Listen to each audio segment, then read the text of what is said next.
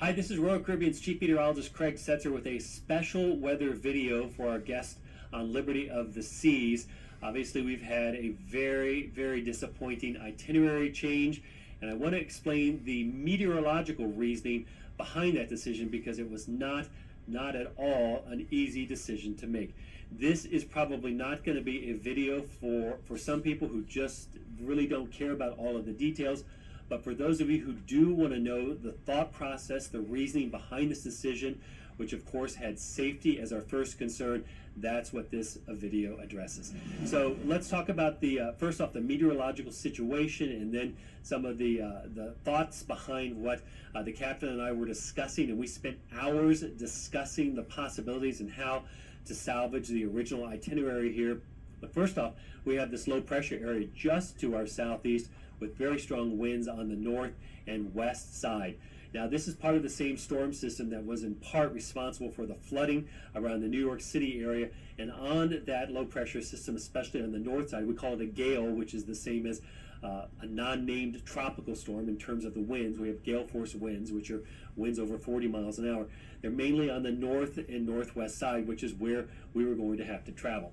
Now, this is the GFS model. For those of you who follow the models, we also looked at the ICON, the Euro model, and some regional models as well. And they were all pretty much in consensus that this low pressure area was literally going to be moving along with us on our route. So we were going to be heading to the southeast on our original route. The low pressure system was going to be following us, and it was going to be expanding and strengthening as it moved. So basically we were going to be on our original route, going to be heading through the worst of the weather for the longest period of time. I'm going to advance it here. We're going to go up to just after midnight here tonight. And you can see we would have been moving to the southeast right about there and just entering the worst of the high seas in the weather, seas in excess of 15 feet as the low pressure system was moving with us. So this would have been the start of a very uncomfortable voyage starting this evening, overnight. And I'm going to advance the graphic again. This once again the GFS model, and you can see we would have had to transit the worst of the waves, waves well in excess of 15 feet, winds well over 40 miles an hour with higher gusts as that low pressure system was moving onto the southeast. Now, I'm going to advance a little bit farther here and get to our time when we would have been arriving on our original route, our original itinerary to Bermuda. So the captain and I, we discussed, well, what if we go out here to the east and then drop to the south as a possibility? Even if it takes us longer, we might have to cut our time in Bermuda short. Can we still make it? And because there was enough uncertainty that if the low pressure went more to the east and this bad weather shifted our way, this was really not an option, going to the east and then dropping to the south. So another possibility was, well, and we discussed this, well, what if we come down to the south to hug the coast, stay out of the Gulf Stream, get to Cape Hatteras, and then shoot to the east?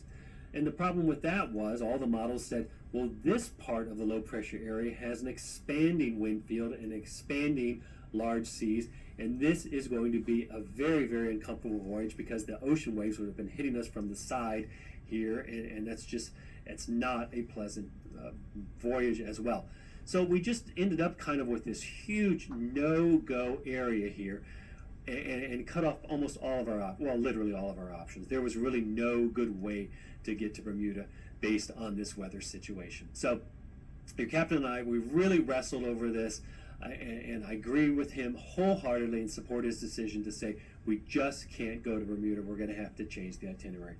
And of course, in the bottom line, as always, is that your safety is our top priority.